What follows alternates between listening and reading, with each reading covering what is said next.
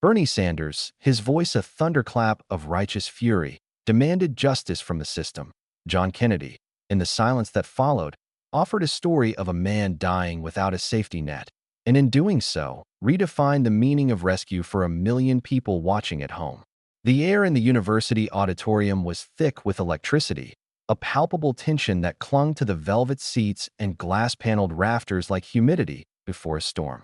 On stage, under the sterile, unforgiving glare of the television lights, two Americas sat side by side, separated by a few feet of polished wood and a chasm of ideology. On the left was Senator Bernie Sanders, a man who seemed carved from the very granite of his Vermont home, unyielding, passionate, his body leaning forward as if to physically push his convictions into the audience. His energy was a wildfire, consuming the oxygen in the room and replacing it with a fervent belief in the collective, in the system, in the righteous power of the state as savior. The crowd, mostly students and faculty, was his. They hung on his every statistic, every impassioned plea.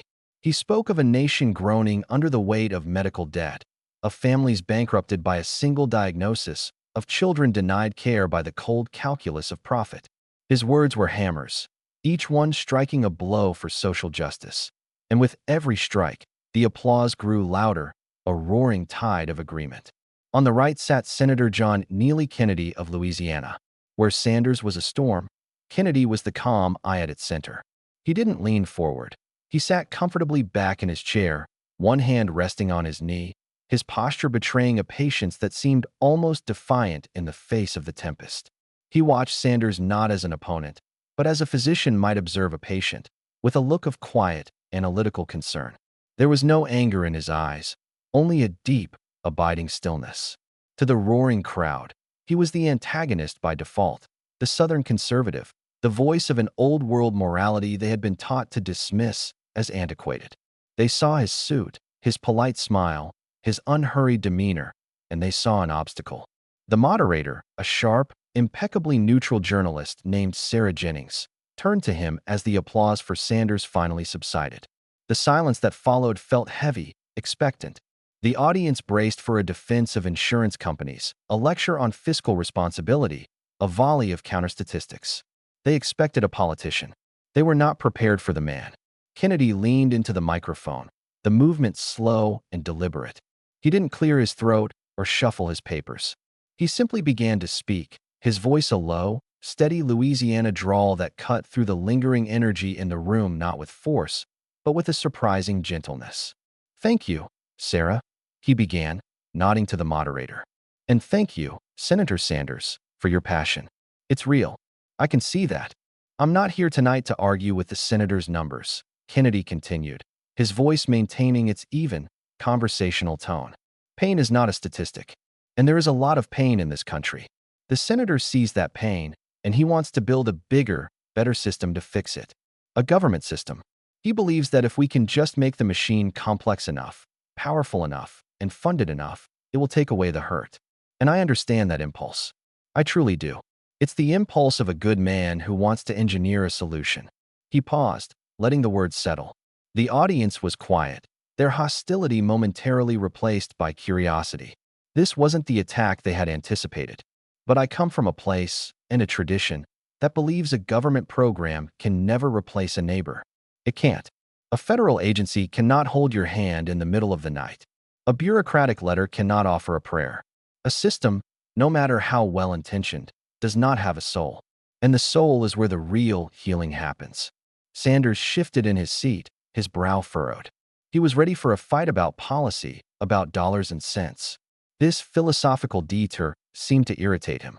"With all due respect, Senator," Sanders interjected, his voice rising again, "a neighbor's prayer doesn't pay for chemotherapy. A casserole doesn't cover the cost of an MRI. We are talking about a fundamental human right. People are choosing between their medicine and their food. This isn't about souls, it's about survival." The crowd erupted again, siding with Sanders' raw, tangible argument. Kennedy waited patiently for the noise to die down, his expression unchanged. "You're right, Senator," he said, and the simple agreement once again wrong-footed everyone. "A prayer doesn't pay the bill. But you're asking the wrong question. The question isn't just who pays, The question is who cares? A system pays. A person cares. In your world, the government pays, and we are all absolved of our duty to one another. We outsource our compassion to a federal budget line. We turn mercy into a transaction. I believe we are called to something higher than that. I believe we are called to be the ones who care, personally and directly. He looked out, not at Sanders, but at the faces in the crowd. I think the cure for what ails us isn't more socialism. I think it's more love. And you can't legislate love, Senator. You can only live it. Sanders had heard enough. The calm, folksy sermonizing was, in his eyes, a deliberate evasion of the brutal reality. He saw Kennedy's talk of love and neighbors not as a higher calling, but as a cruel and flimsy excuse for inaction.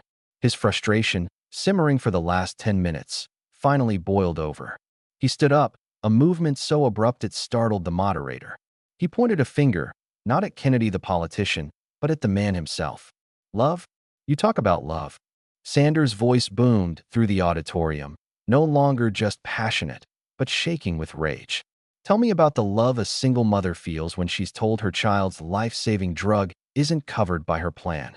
Tell me about the love a man feels when he loses his home, everything he's worked for, because his wife got sick. Don't you dare stand there and lecture us about compassion when you and your party have systematically dismantled every protection, every safety net that the most vulnerable people in this country rely on. This isn't a philosophical debate. This is life and death. His voice cracked with emotion. The audience was on its feet, a roaring sea of validation for his anger. People are dying, Senator. They are dying because of greed, because of a system you protect, a system that values $1 more than a human life. And you talk about a neighbor's casserole? It's an insult. It is a profound and deeply cynical insult to every person who has ever had to beg for their own survival. He was shouting now, his face red, his body trembling.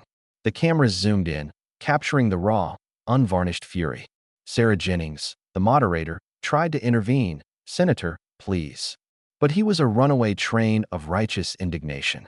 He was speaking for the voiceless, and in that moment, he was their prophet. And through it all, John Kennedy sat perfectly still. He did not recoil. He did not interrupt. He simply watched, his gaze steady, allowing the hurricane of words to wash over him, to spend its force.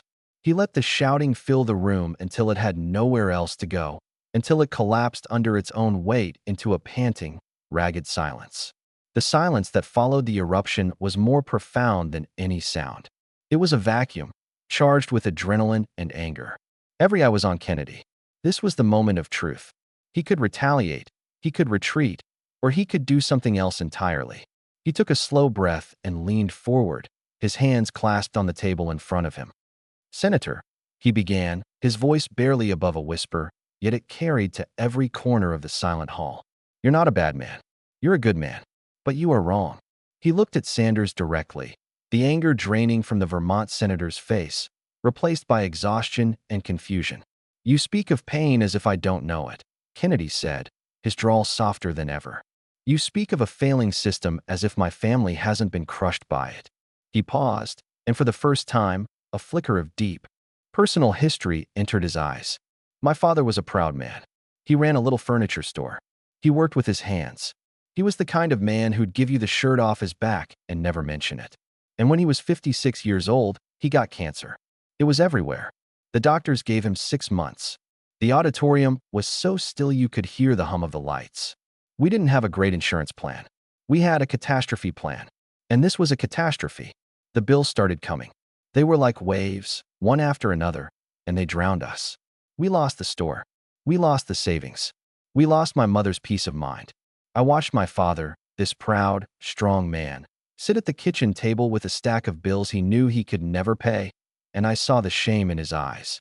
The shame of a man who felt he had failed his family.